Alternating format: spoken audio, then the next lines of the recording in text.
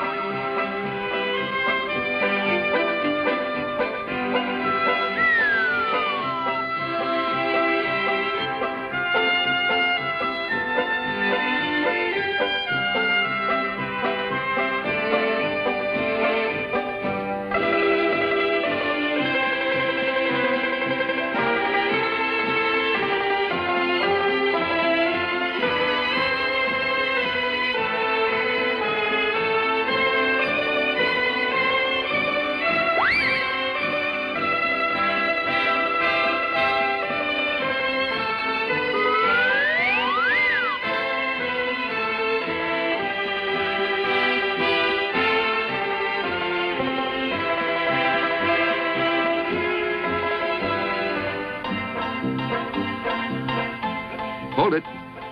Okay, bring up that name. That's enough. Sorry, folks, it's in his contract.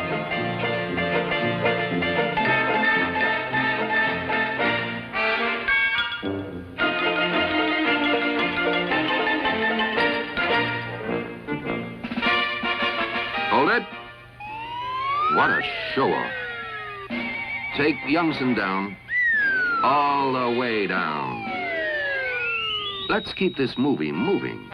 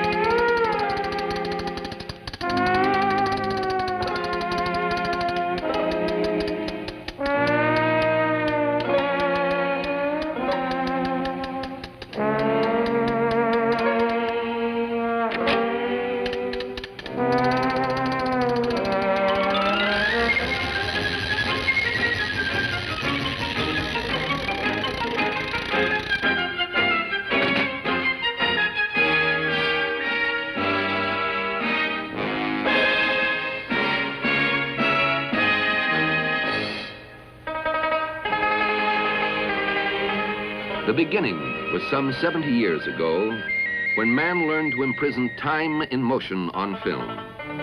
With hand-cranked cameras and the sun for lighting, movie pioneers concocted the first photoplays and discovered that the surest way to please an audience was to make it laugh. The best of the early comedies came from France, where geniuses like Méliès and Zecca explored the camera's endless possibilities. In this choice example, Pierre hurries off to claim the job of his dreams, while Charmaine, his wife, entertains a few dreams of her own.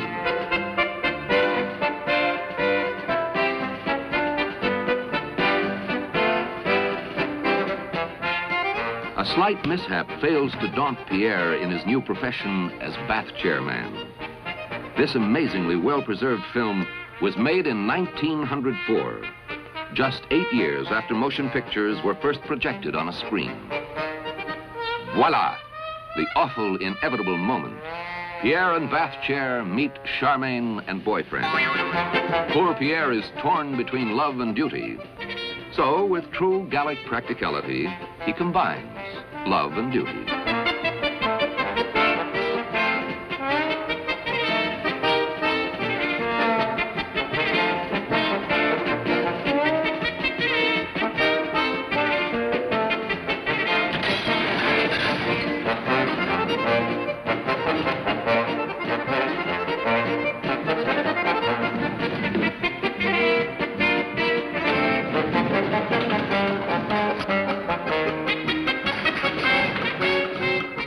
Pursuer and pursued, careened through quiet cobblestone streets that had never borne a car, on a sunny afternoon in France, in a long-vanished moment of time.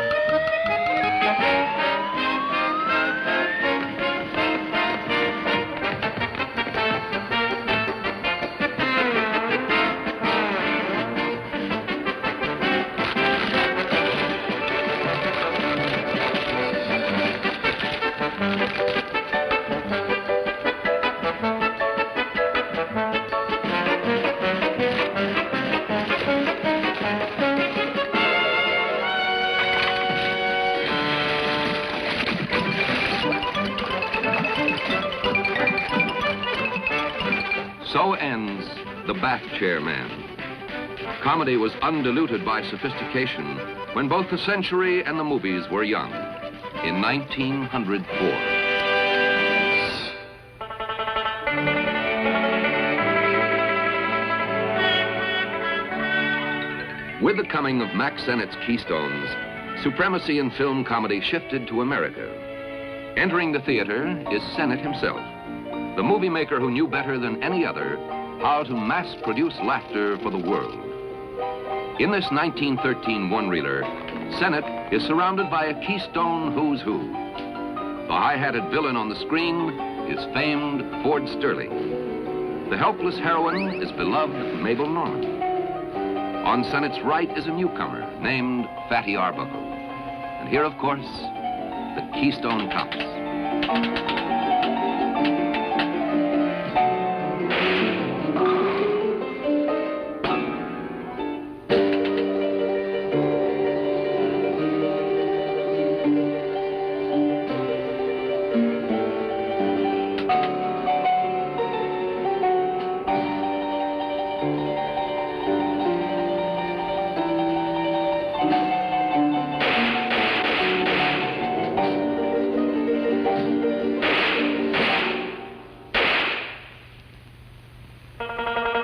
Mack Sennett is best remembered for two contributions to the very lively art of the motion picture.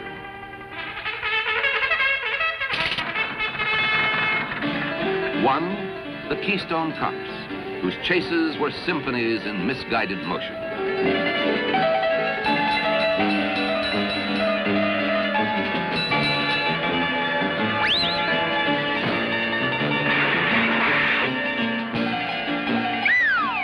Remember that cliff. You'll be seeing it again.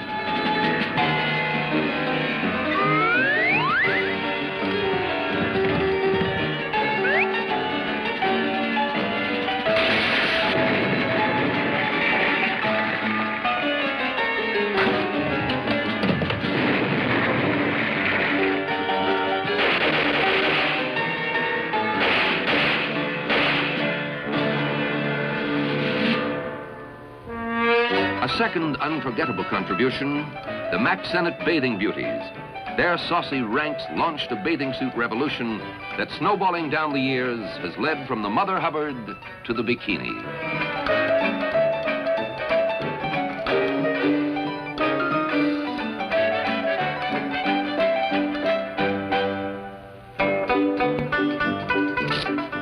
The Senate girls kept popping up in the most unlikely places.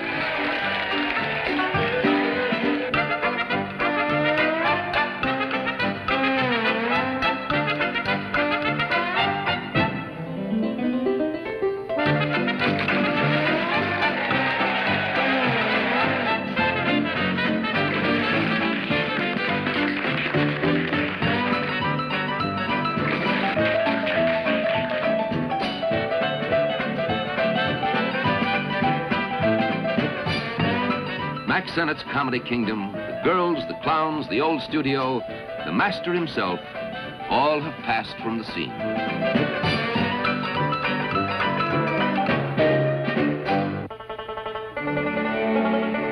Oh, to be a kid again on a long-ago Saturday afternoon, racing to the local bijou to see the little man who had come up from Keystone to become the most popular comedian anywhere, anytime.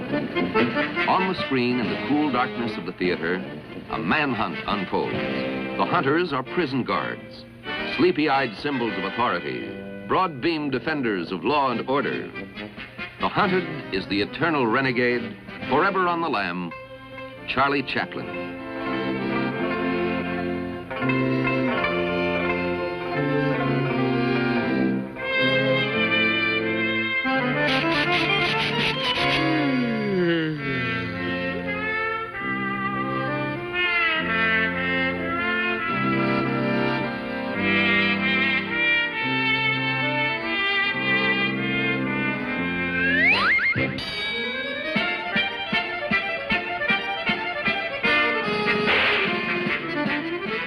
The supreme master of pantomime, Charlie could break your heart or demolish a policeman with one swift gesture.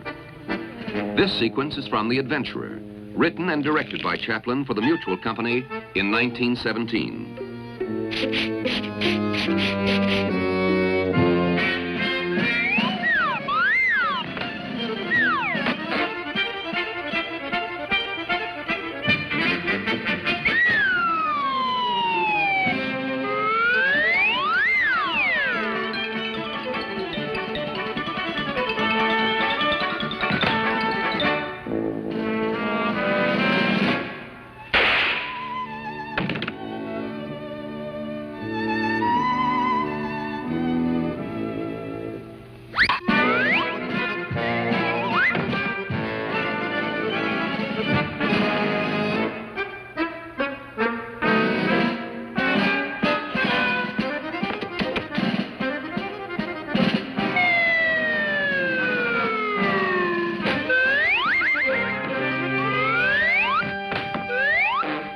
Two days and 12 plot twists later, Eric the villain realizes that the escaped convict in the newspaper is none other than the mysterious stranger in the next room, who's dancing with Edna the heiress, upon whom Eric has affixed a lecherous eye.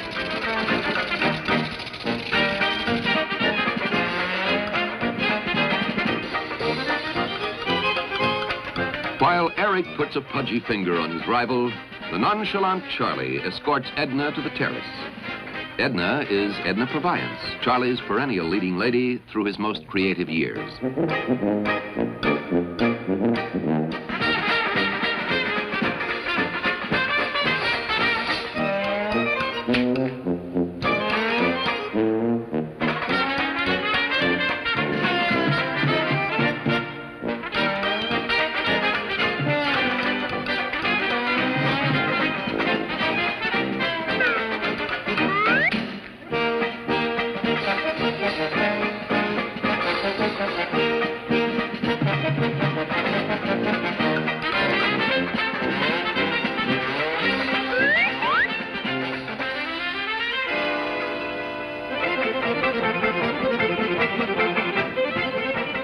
It's Charlie versus the cops in a scene so beautifully timed that it remains as funny today as when it first flashed on the screen nearly half a century ago.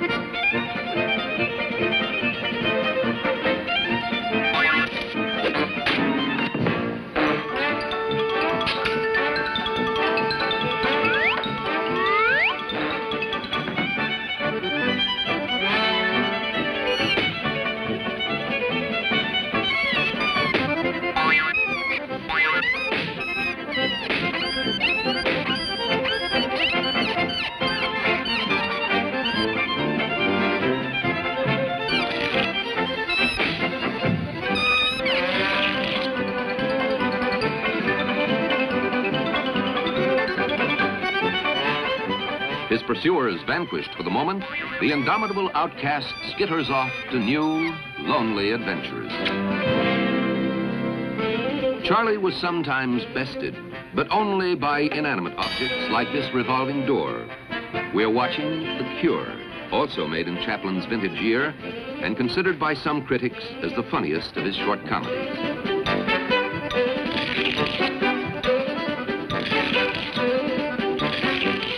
Charlie's adversary is once again Eric Campbell, who resembled a towering and pot-bellied Satan.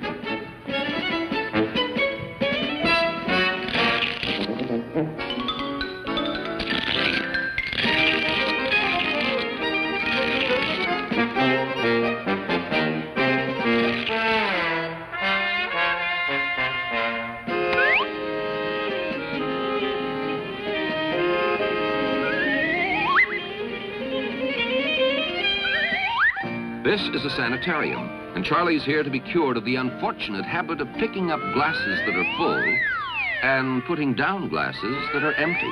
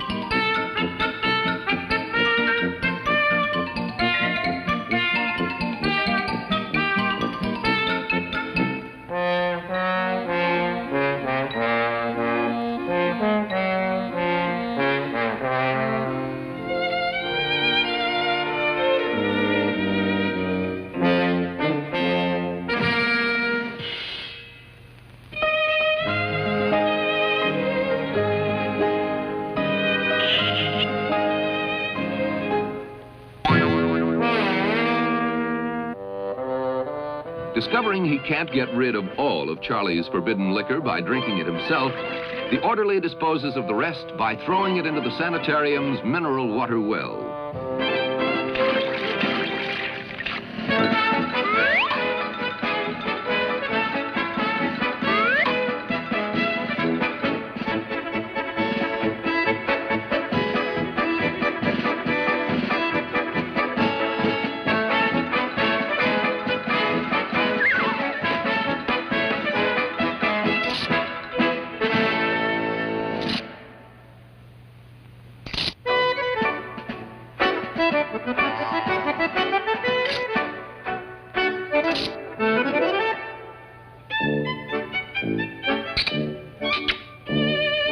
Mineral water, 80 proof.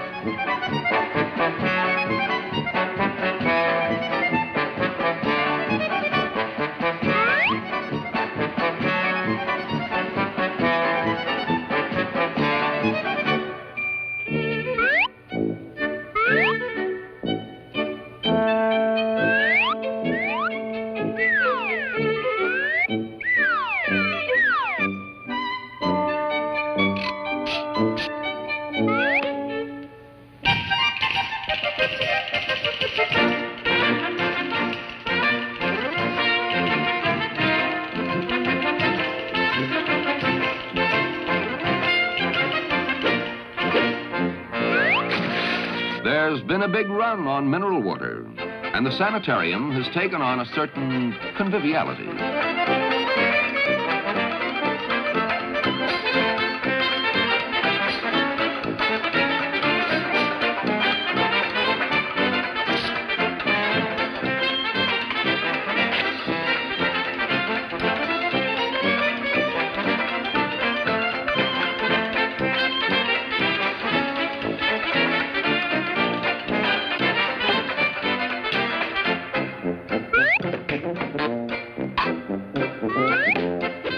Charlie, ever gallant, bows and passes on.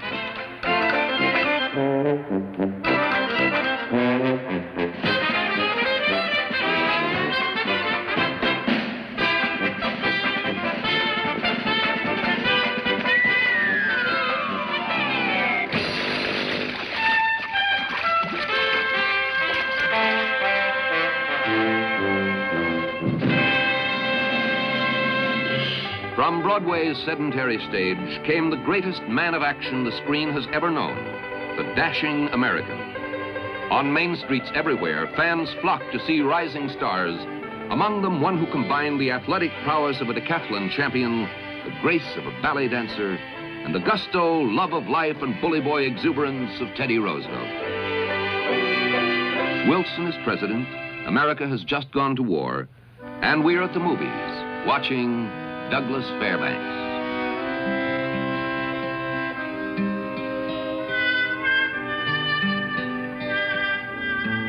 In this typical Fairbanks film called Wild and Woolly, Doug is a rich New Yorker who dreams of the rugged West he has read about endlessly but has never seen.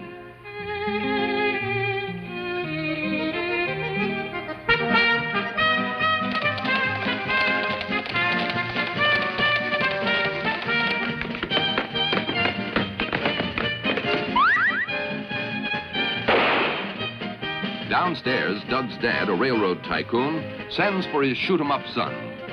There's a reason for Doug's bouncing enthusiasm. Today is the day he is finally to go west, to the Badlands and Indian Country, to Bitter Creek, Arizona, to pass on that town's application for a new spur line. In this bygone era, as you can plainly see, America was not as yet troubled by a servant problem.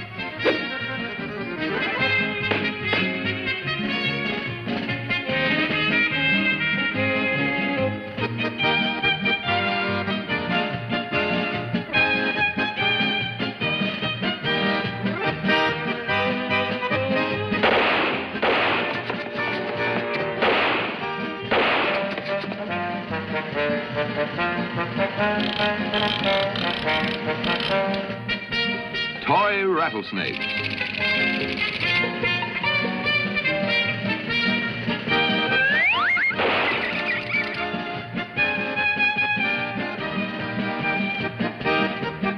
Judson, says Doug, you wouldn't last 2 weeks out there in God's country.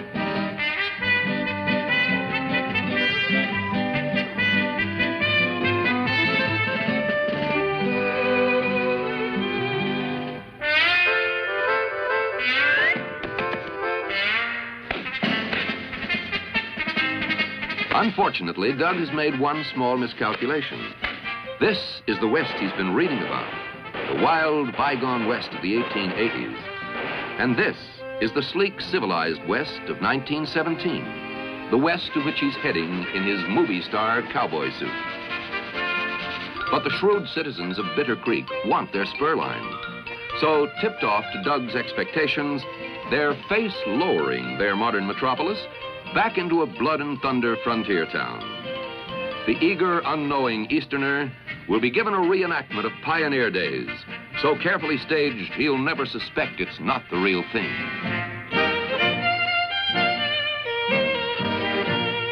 Late that afternoon, while the Easterner chats unsuspectingly on, his hosts make certain that no one gets hurt by changing his bullets to blanks.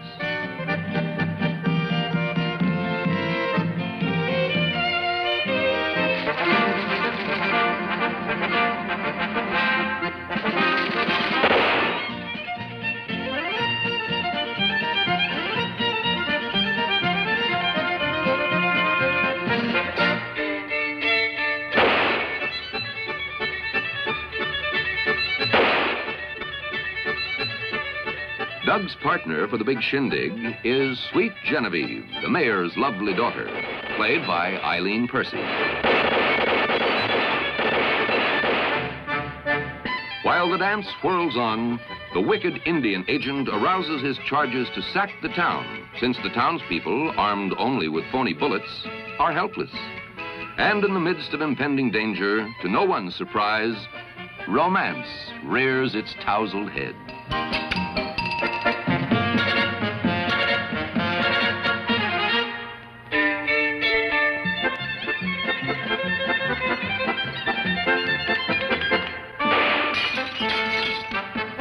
Something's gone wrong. No one scheduled real shooting as part of the show.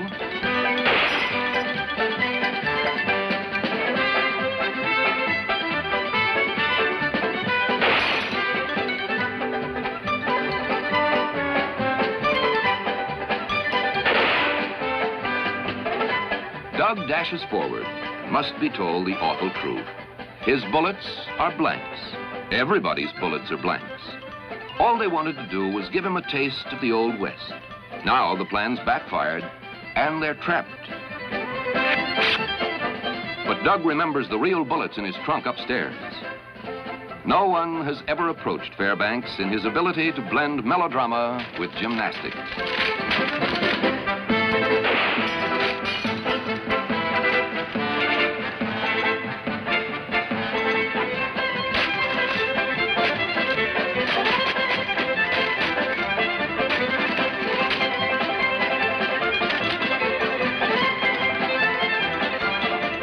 In seconds, Doug is loaded for action.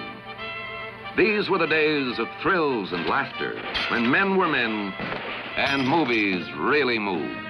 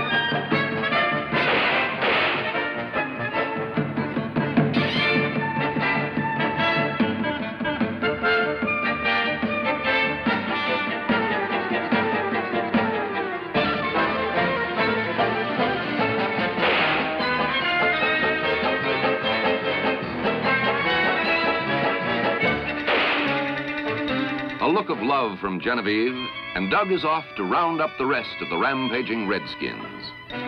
The Fairbanks image of a brash, likable, resourceful American, the man of action who always comes up smiling, was to make a profound impression on all the world.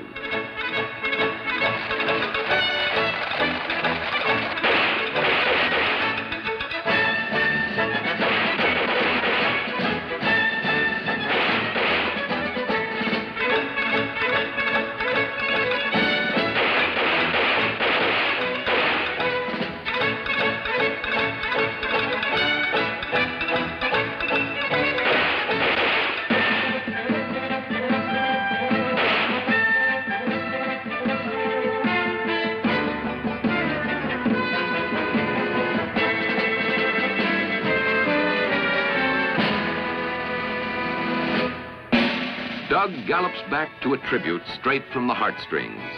The mayor tells him he's never seen his equal in the territory, and he's been there since '76. Doug, however, allows he's been a fool, but he's learned his lesson, and he's off, leaving behind Bitter Creek, its thankful citizens, and Genevieve.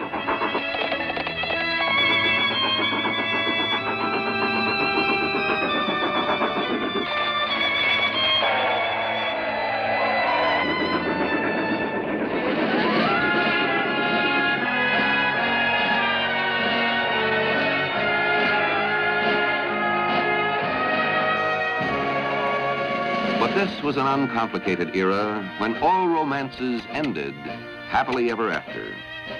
Yet Doug liked the rugged West, and Genevieve yearned for the comforts of the East. So how were the twain to meet?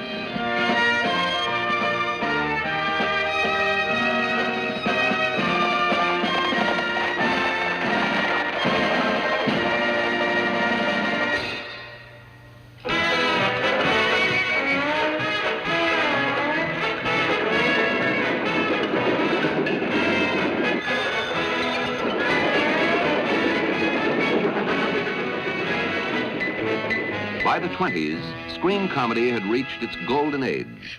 With elaborate equipment like this revolving stage on the Mack Sennett lot, a score of fun factories concocted the complicated, imaginative sight gags that surmounted the language barrier to bring laughter to the world. To provide negatives for both the domestic and foreign markets, two cameras ground side by side. Sennett's closest competitor was Hal Roach, at whose studio a flick of a switch could send tons of water cascading down. This was a day when you could stand outside any theater anywhere in the land and hear gales of laughter booming through the doors. Directors worked mightily to overwhelm movie audiences with logic-defying pace and sudden surprise. We're about to see prime examples of the visual comedy that made the 20s roar.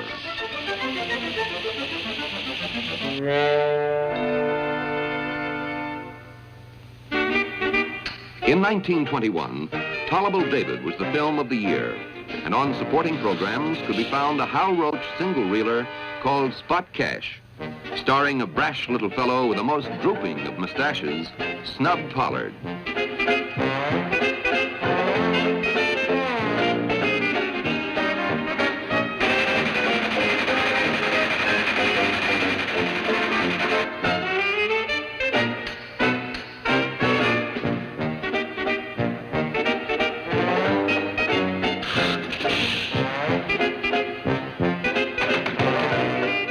Snub is the proprietor of a grocery store with its own system of aerial service.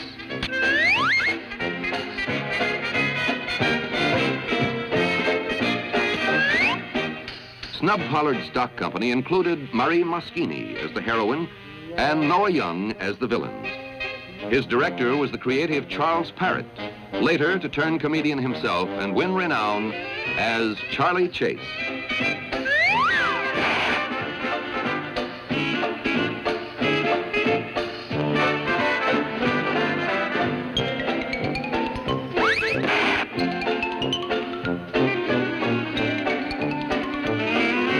Snub fires Noah, a task about as dangerous as a zookeeper firing a gorilla.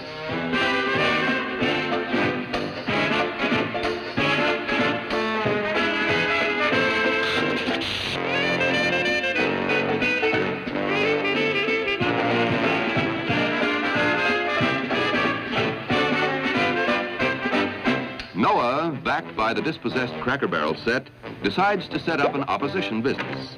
Of course, he has no lease, no money, and no stock. But to the imaginative inventors of visual comedy, who usually made up their plots as they went along, this was a small challenge.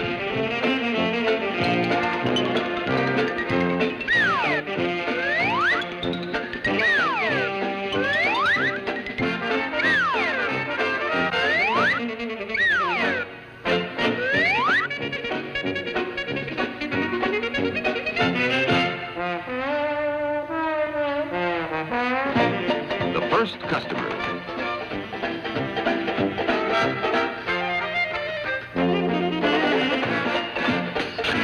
Cut wall competition.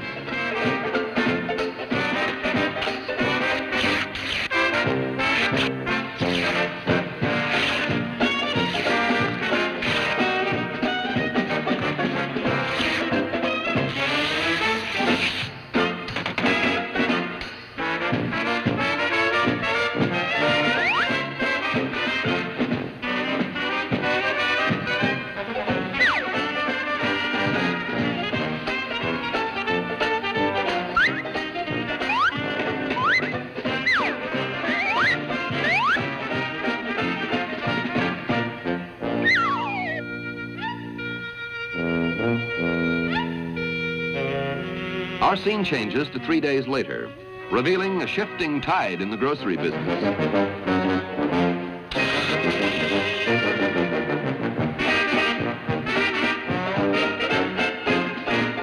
All is not yet lost. Snub still has his bankroll and Marie in order of importance.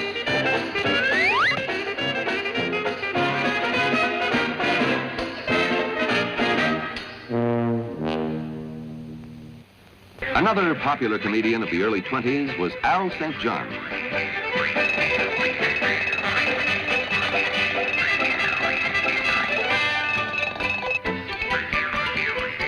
Ma and Pa beam upon their strapping son, the product of fresh air, proper diet, healthful exercise, and hard luck.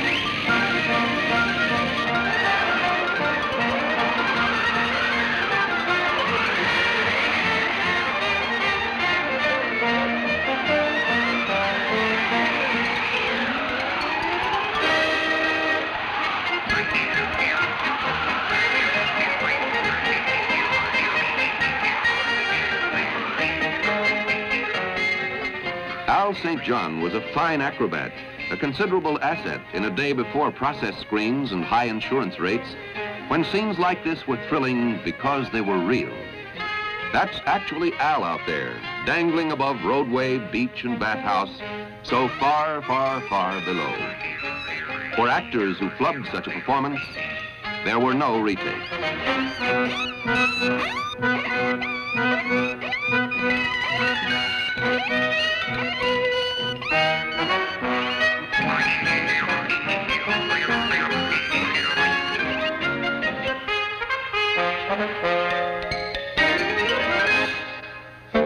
The dapper diner in the straw hat is young Oliver Hardy, near the beginning of his career, long before he joined with Stan Laurel to form the funniest of comedy teams. Years of obscurity and small roles still lay ahead for Ollie, who was already building his famous full roundness of physique.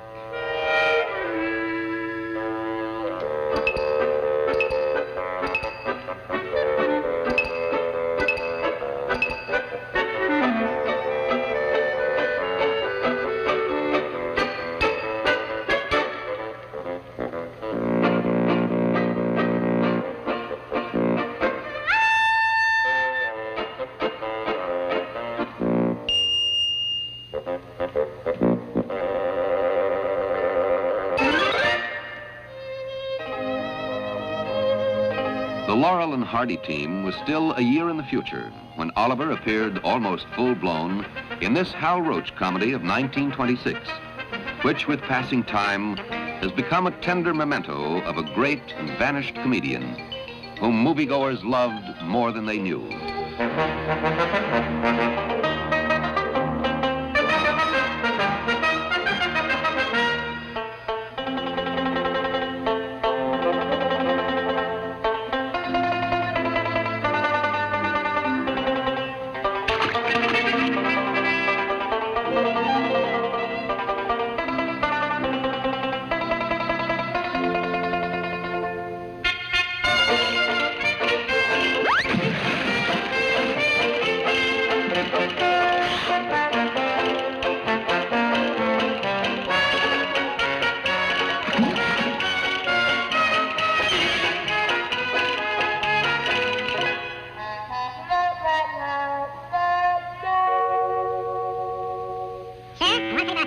Many fans will be able to place the face, but not the personality, of this fast-talking medicine man of 1923.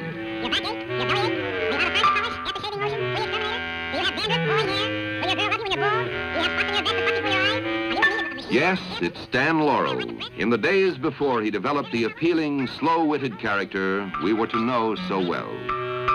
Sure, a manager obvious means can spare $1, just a single dollar, but more was not true.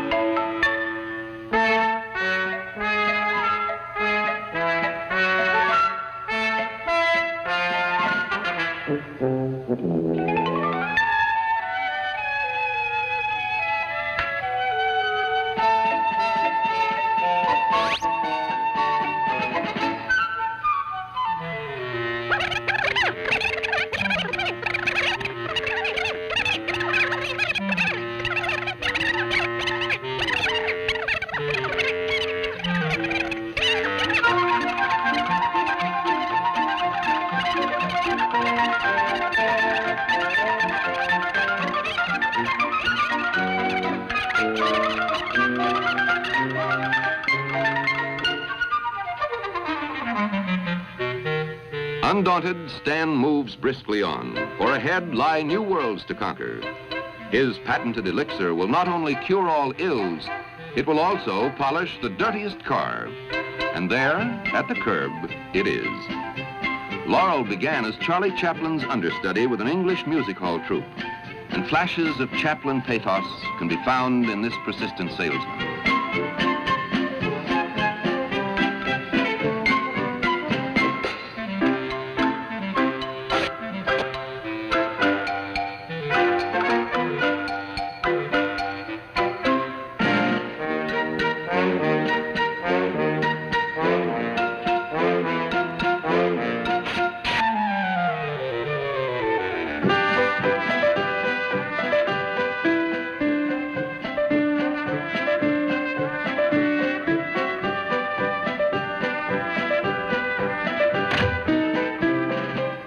No sales.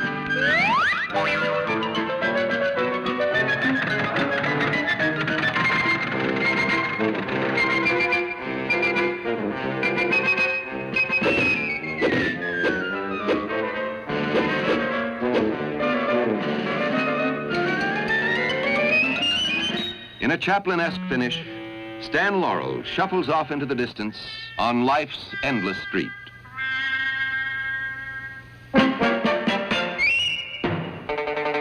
In the unlikely town of Woodenhead, there worked at the railroad station an unlikely baggage master named Crovney Freebs, played by that classic slapstick comedian, Ben Turpin.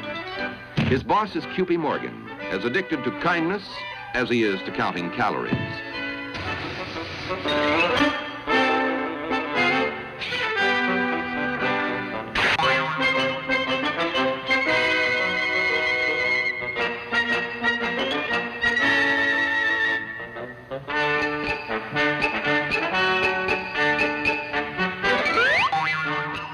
Ben can recall that day long ago when he had a spring in his step, but never one where he's got it now.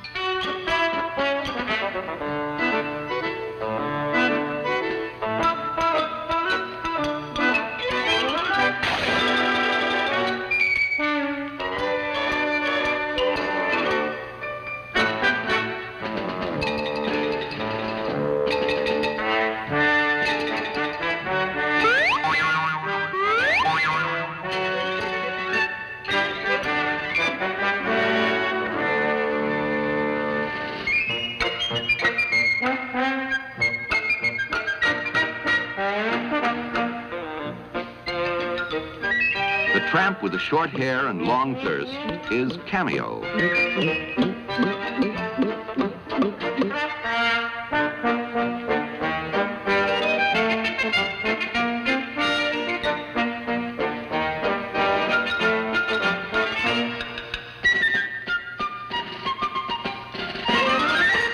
In a day when all other dog actors were heroic, clean-living canines, bearing names like Dynamite, Strongheart, and Rin Tin Tin, Cameo was the only pooch with bleary eyes and a hangover.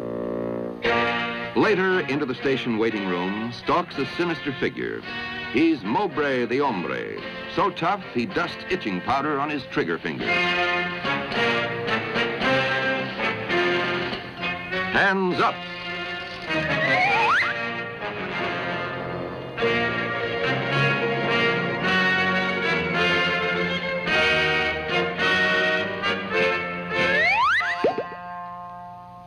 Well, that's one way to advertise. By a peculiar coincidence, Mowbray always handed out free samples just after the Farm Belt had a bumper crop of cabbages.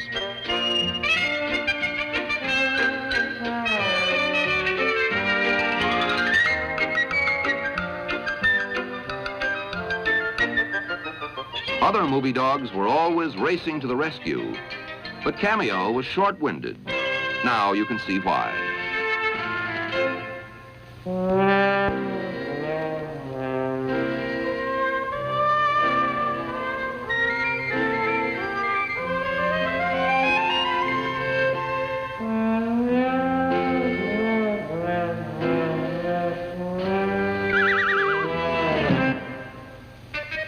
Still later, it's a championship game of checkers between Ben, best of the backroom boys, and Cameo, who learned all he knows from the cat. In this grudge match, Ben's out for blood, and Cameo's out for dog biscuits.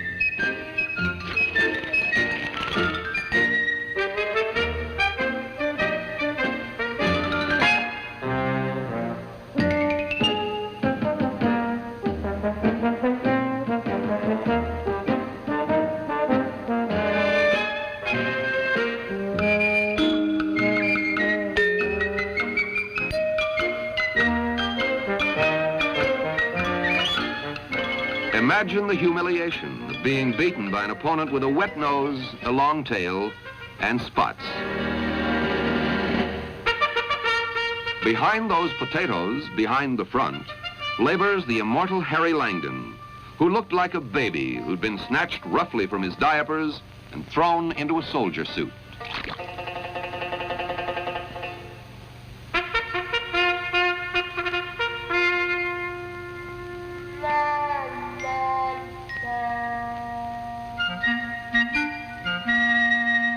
His unit has moved forward, and mid-shot and shell appears white-faced, pathetic Harry in no man's land when he should be in a go-kart, the most incompetent combatant of World War I.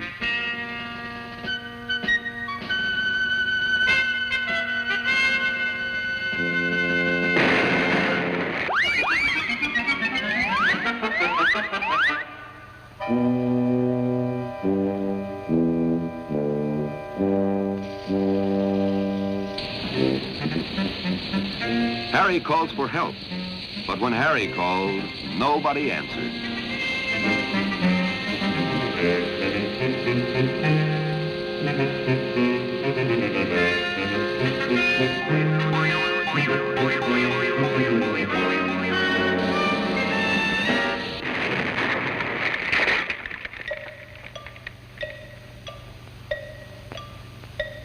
This Harry Langdon comedy for Max Sennett was made in 1924. That year, a great war film called The Big Parade, starring John Gilbert, was thrilling and shocking movie audiences. Langdon used the same theme to make them laugh.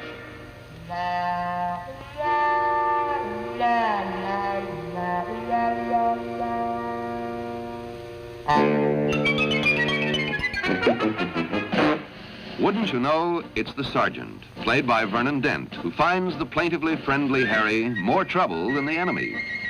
Vernon has a new post for Private Langdon, one that should solve his problems forever.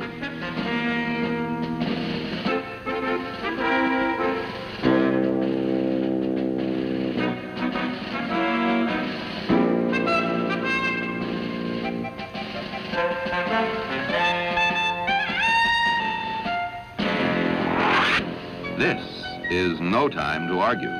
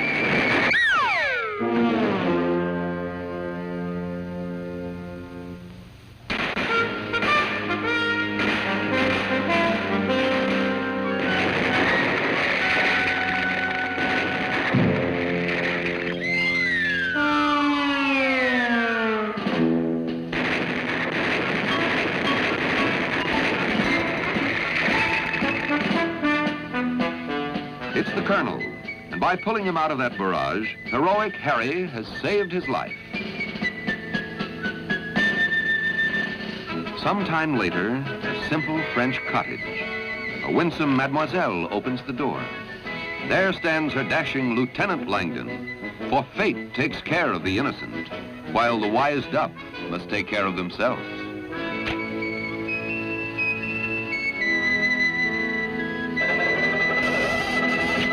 Back in the colorful 20s, when everybody was making whoopee, a masquerade party. Under two of those costumes are rotten apples, whose shifty eyes are on the hotel safe. The plot thickens as porters deliver the only piano that roars.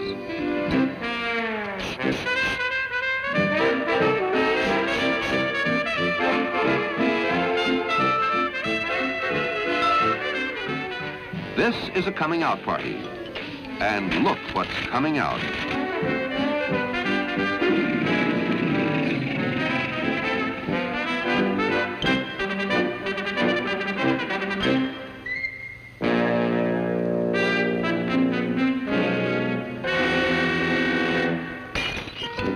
Martha Sleeper helps her boyfriend, the house detective, into a costume for mingling with the guests. He's Arthur Stone, who briefly starred in Hal Roach comedies. Arthur decides his outfit's so realistic, the place is beginning to smell like a zoo.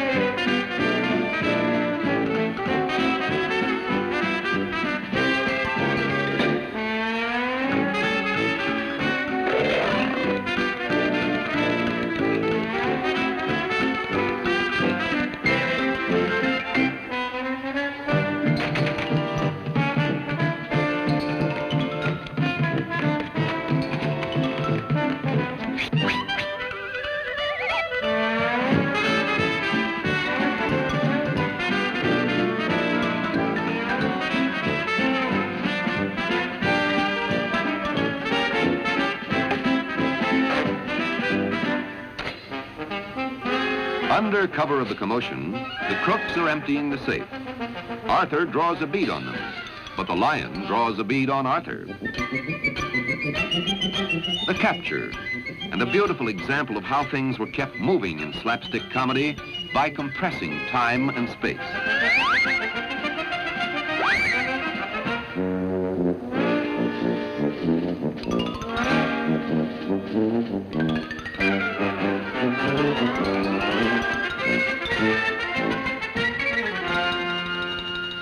Poor Arthur never dreamed he was also arresting the lion.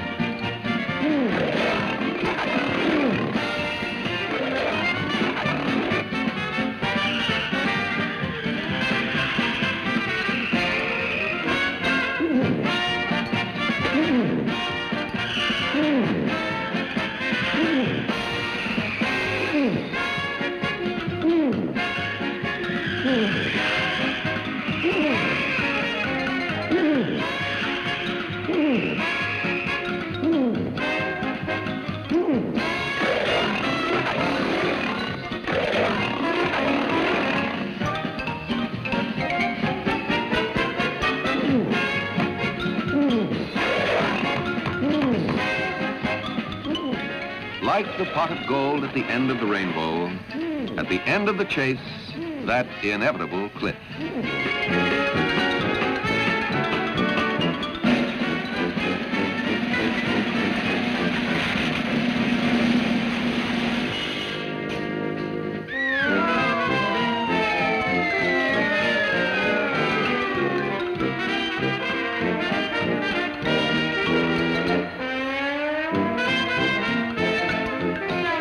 Crooks get collared, the hotel manager gets the loot, Arthur gets congratulated, Cupid gets Arthur's girlfriend Martha, and oh my goodness, the lion gets Arthur.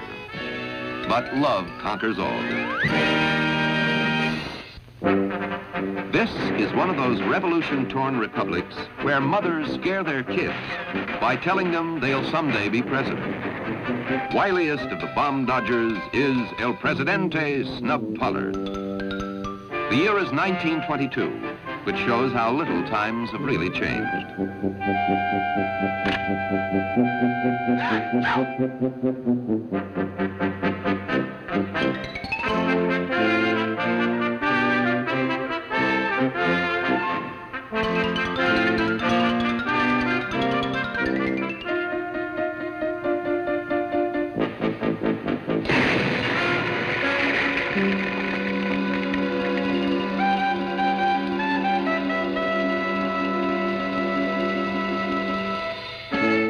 Underground, school days for anarchists who double as quick change artists.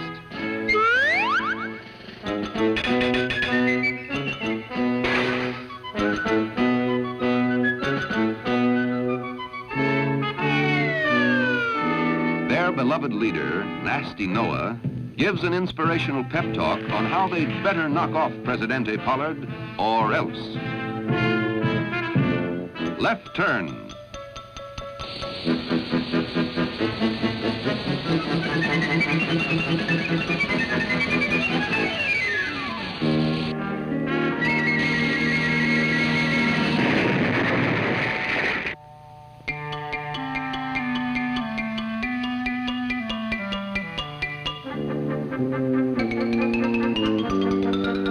Gracious, right into Nasty Noah's powder-stained grasp.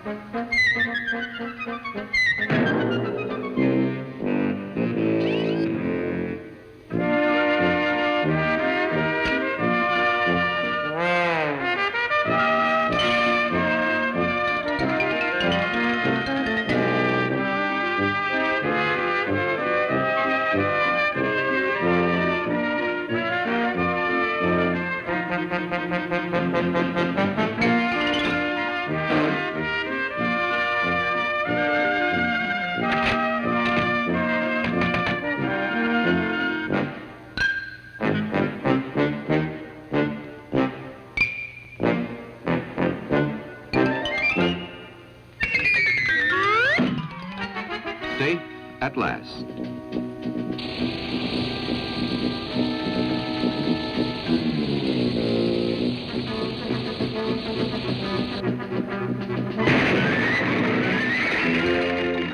Somebody's mother.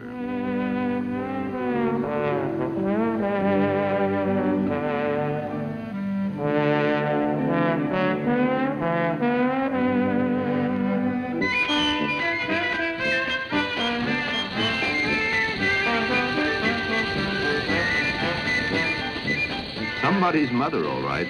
Nasty Noah's.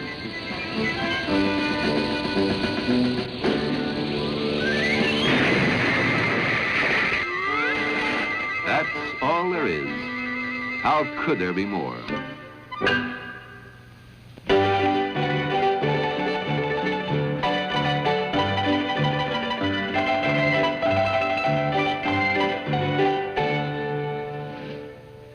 You are looking from a catwalk of an old Hollywood studio in the departed days of movies which appeal to the eye alone. What thrillers they made in that bygone time of action instead of talk, when melodrama wasn't watered down by logic. On the set, shooting stops for a famous visitor. The tall host is pioneer comedy producer Al Christie. The unprepossessing little fellow with curly dark hair has become a legend in our time. The greatest of magicians, Harry Houdini. It isn't generally remembered that the man who could walk through walls or escape from chains at the bottom of the sea also produced and starred in his own films. Here he is in a 1919 chiller called The Master Mystery. The villains seem to have Houdini in their power, but they haven't reckoned on his uncanny ability to use his legs, feet, and toes as lesser mortals use their arms, hands, and fingers. The unrivaled king of escape artists goes quickly to work. Notice the elevator shoes. Like many another king, Houdini was sensitive about his height. Houdini's toes reach into the vanquished villain's pockets. The keys are removed and spread on the floor. The correct key is selected. Carefully developed skills such as this enabled the 20th century's foremost man of mystery to perform feats of magic that seemed supernatural.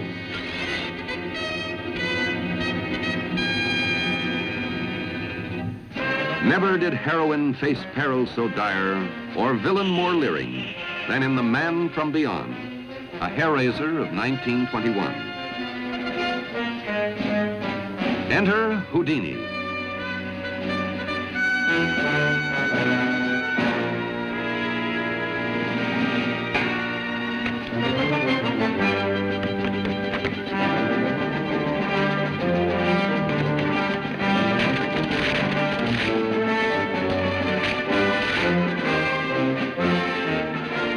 Houdini and his adversary continue their fight on the sheer rock cliffs of the New Jersey Palisades. Houdini scorned the use of doubles. And indeed, who could have outstunted the man who could free himself from a straitjacket while suspended by his ankles from the cornice of a skyscraper?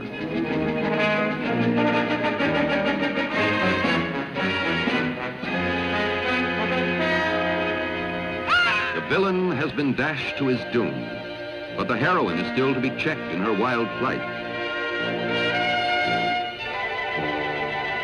The Man from Beyond had begun in eerie fashion with Houdini revived after being frozen 100 years in the Arctic ice. Now, for a thundering climax, it switches to tried and true melodrama, and the most majestic locale to be found in any thriller, Niagara Falls itself, in a day before continuing erosion had diminished its grandeur.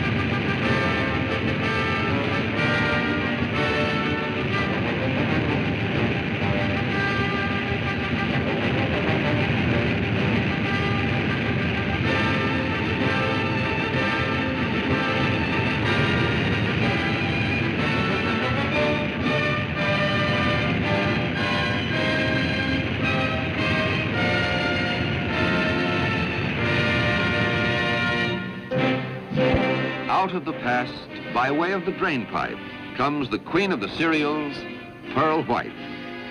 To the movies, filled with demure, lacy, helpless ingenues of surpassing sweetness, Pearl brought a new personality.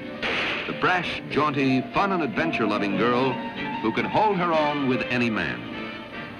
While other film heroines were sighing with unrequited love, Pearl was commandeering a car.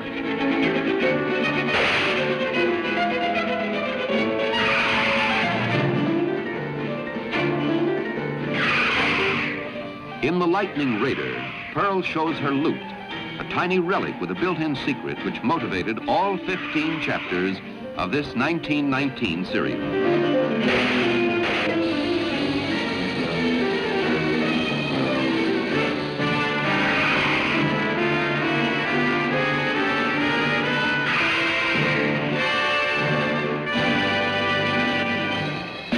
Turn of the page, and before your eyes is the most famous of serials.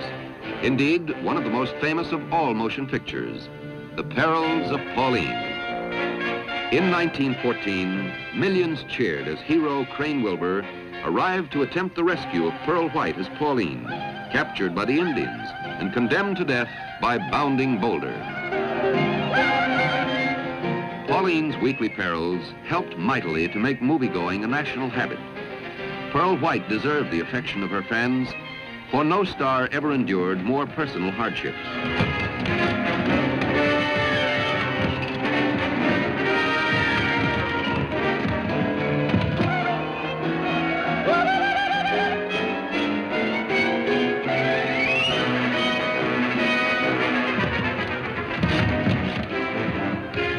Pearl's first serial, which thrilled so many so long ago, may seem primitive today, but since then, many a polished production with cast of thousands and cost of millions has come, gone, and been forgotten, while the world still remembers The Perils of Pauline. This wily Oriental was vanquished by Pearl with cheerful regularity in a number of serials. He's Warner Oland, who later won fame as Fu Manchu and Charlie Chan. A clap of the hands and Pearl is surrounded by Warner's henchmen, flotsam and jetsam in human guise. But lo, a cool smile, a second hand clap, and Warner's henchmen are outflanked by Pearl's henchmen, an equally unsavory lot. Our heroine's out to recover the formula for a death ray, stolen by Oland as part of his mad scheme to rule the earth. Pearl dismisses her ruffians on Warner's promise that he'll reveal the formula's hiding place as soon as they're alone.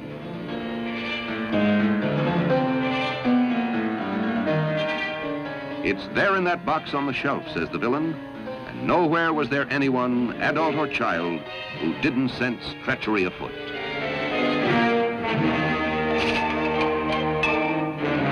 Will Pearl get the formula? I wish I knew. Nothing can better express the spirit of bygone movie days than those pulse-quickening serial moments that were always followed by the fearfully awaited words, "To be continued next week." Here, from many chapter plays, is a cascade of climaxes, beginning with the menacing shadow of a clutching hand nearing Ruth Roland, second only to Pearl White among serial stars.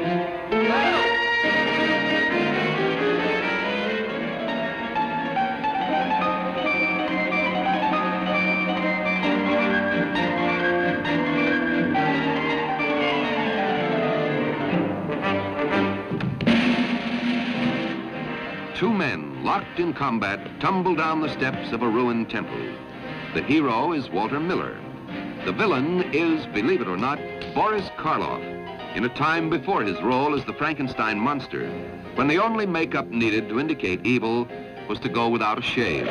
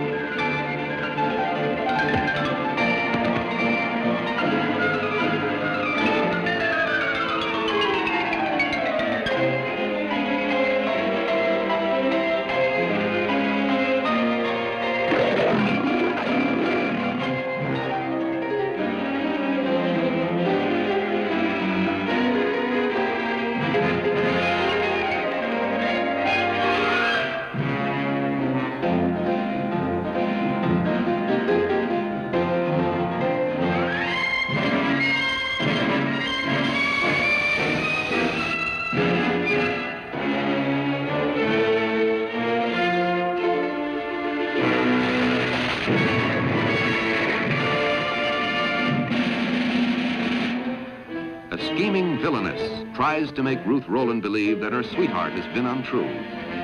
Serials bothered only briefly with such problems of the heart. Some really interesting problems are about to flare up any second.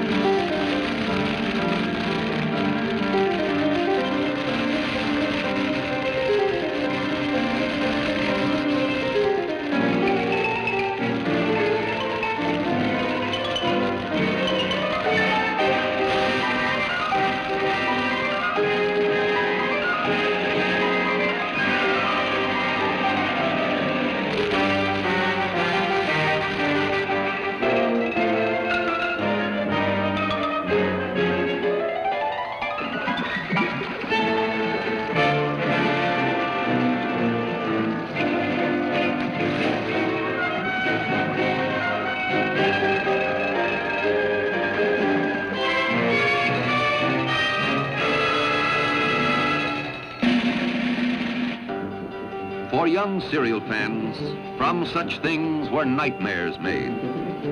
A trial by fire.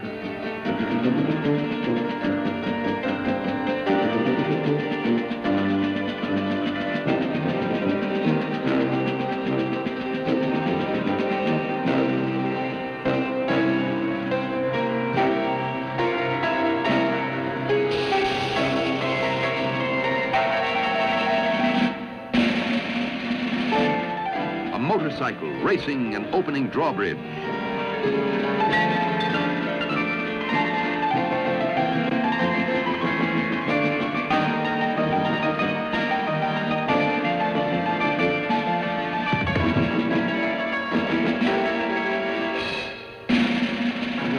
A pagoda at the cannon's mouth.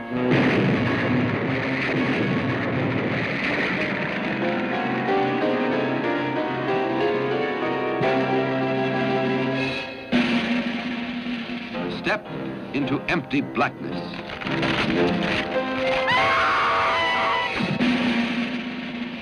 An automobile skidding toward the precipice.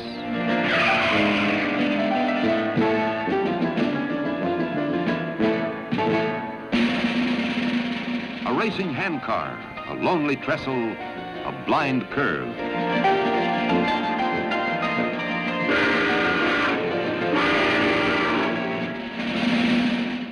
Terrors of the deep.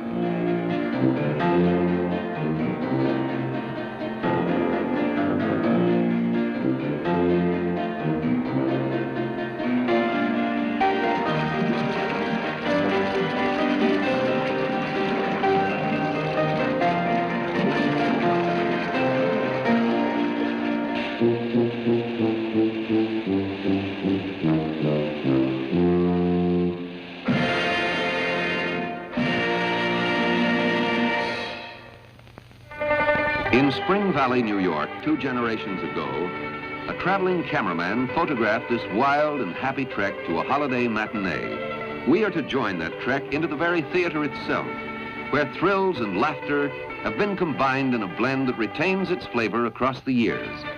The film is Play Safe. Its star, little Monty Banks, who, like all undersized clowns, was always being chased by oversized enemies. Monty runs into the most effective prop a thrill comedy could have, a monster locomotive. Meanwhile, beckoned on by the long arm of coincidence and the shorter arm of the scriptwriter, the heroine hides out on the self-same train. The throttle is accidentally kicked wide open, and the locomotive, which pulls the train that holds the heroine, who's chased by the villains, begins to pick up speed.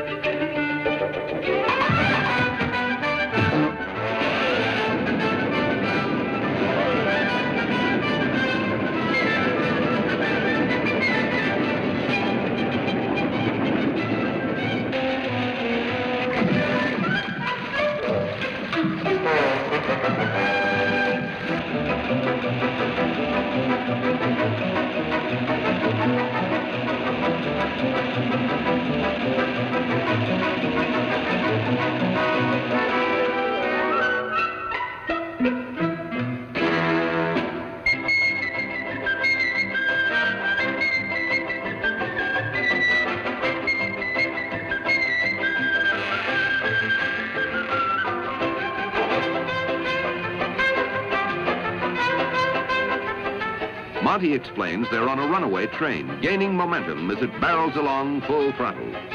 Their only chance is to get on top.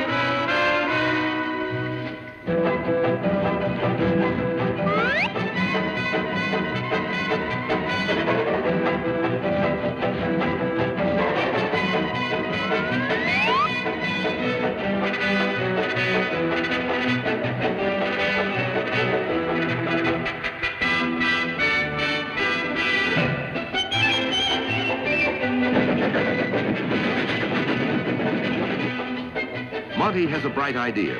He'll uncouple the caboose and release it and them from the rest of the train.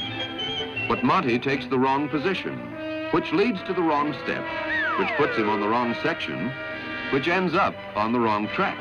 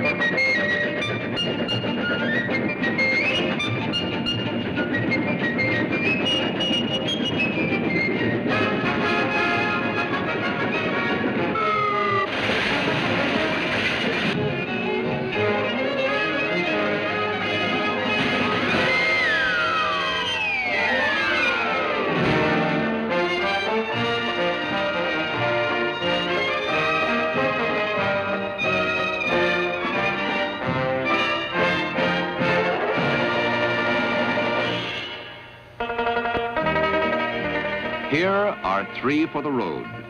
A final look at the lost days of visual comedy when the great movie clowns were loved, laughed at, and understood by all the world, yet never spoke a word. First, Snub Pollard, selling the illusion of soft-bedded luxury in the shabbiest of hotels.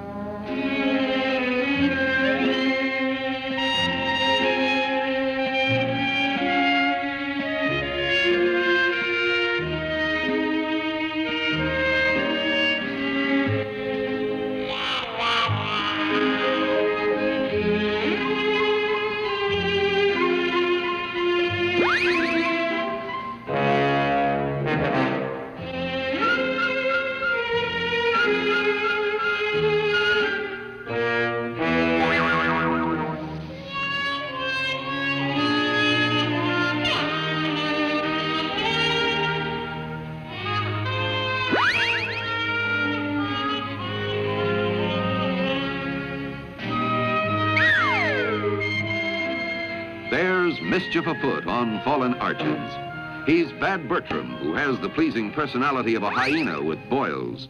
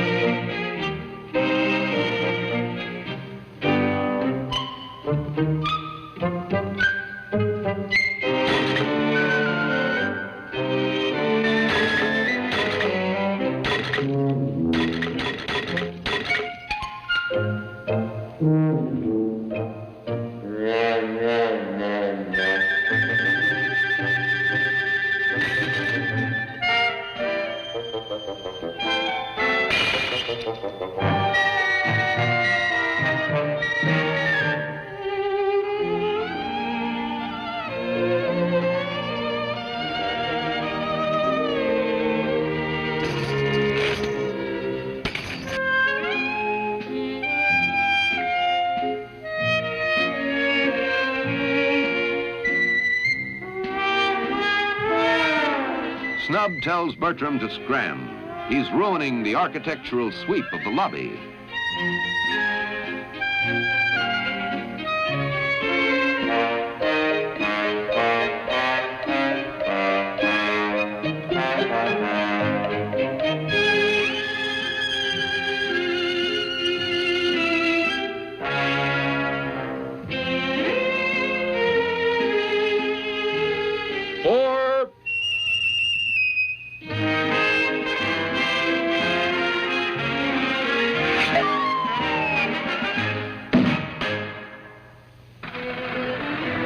For the road. Hal Roach's The Joyrider, with Snub Pollard again as a would-be bridegroom in the only elopement ever foiled by a faucet.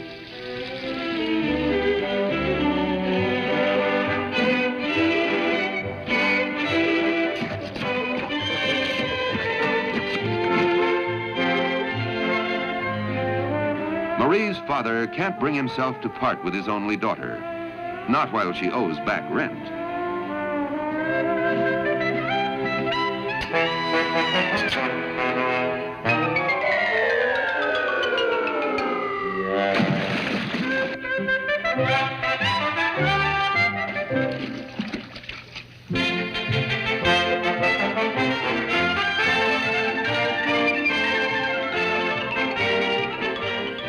Fate's fickle finger flicks Marie into the back seat. But Snub doesn't know it, so denied the woman he loves, he decides to end it all. Snub zooms off so fast, he jams the gas pedal. Now nothing can stop that car but a demand for the next time payment.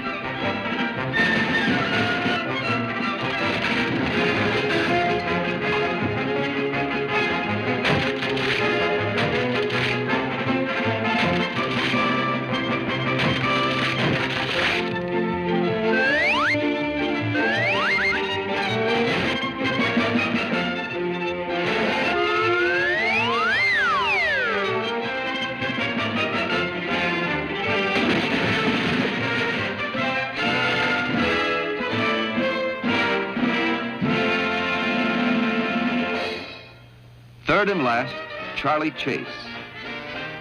Sporting a dapper mustache and dressed in an only slightly outlandish version of the garb of the 20s, he was the most human of the silent clowns and the screen's greatest master of the comedy of embarrassment and frustration.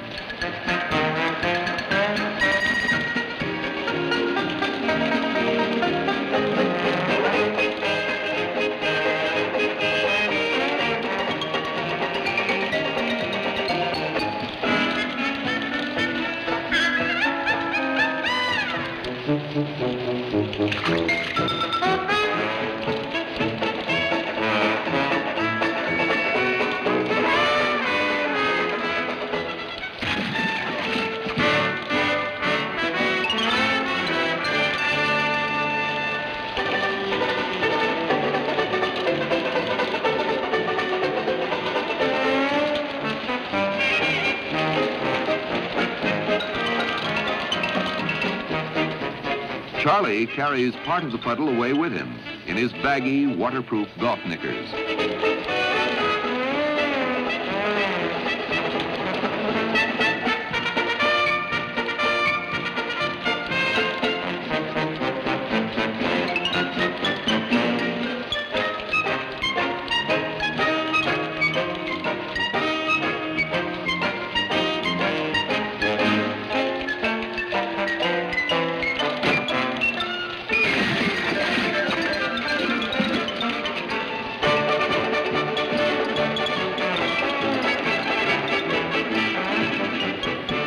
These, then, were the days of thrills and laughter, a time so long past that the youngest members of this departing audience are today in their 50s.